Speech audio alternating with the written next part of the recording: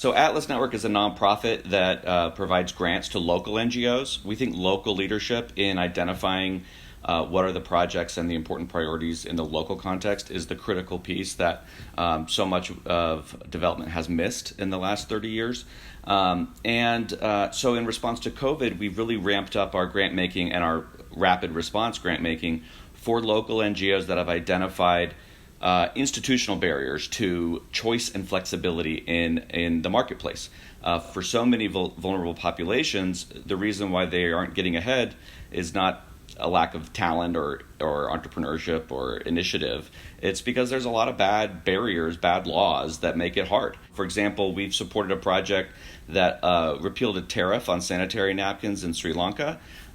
We supported a project that helped to legitimize street vending in India and eliminate what's called a minimum capital requirement, meaning you're not allowed to be a formal business unless you can go prove to a bureaucrat you have enough money, and that creates an opportunity for bribery and all of that kind of stuff. So eliminating those things has had a huge effect on hundreds of thousands, if not millions, of street vendors who now have some sort of formal status. We are trying to develop as much knowledge as possible to know what we're doing and what's the solution. But there's a type of knowledge that can never be centralized in sort of the World Bank or IMF, and that's the knowledge the individual has about their own preferences, their own trade-offs, their own values about what kind of life they want to have, not to mention the specific economic opportunities that actually make sense for them. The key thing that we do in our grant making is to not be too prescriptive. We sort of give broad categories. So, the COVID Recovery Fund and the COVID Relief Fund, they say, hey, tell us what you think is important to do in response to COVID.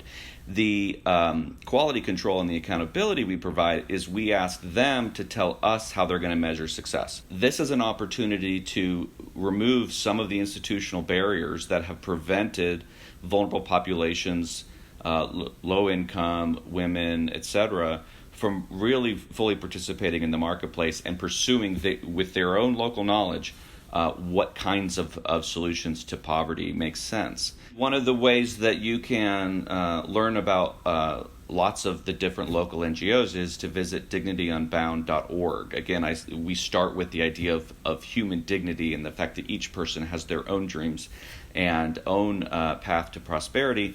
And you can go there, you can follow us on Facebook and Twitter, etc., and learn the stories about triumph when individuals get more flexibility in the marketplace and more access. And you can look through our directory of 500 think tanks around the world who are working on systemic changes that free the economy for vulnerable populations.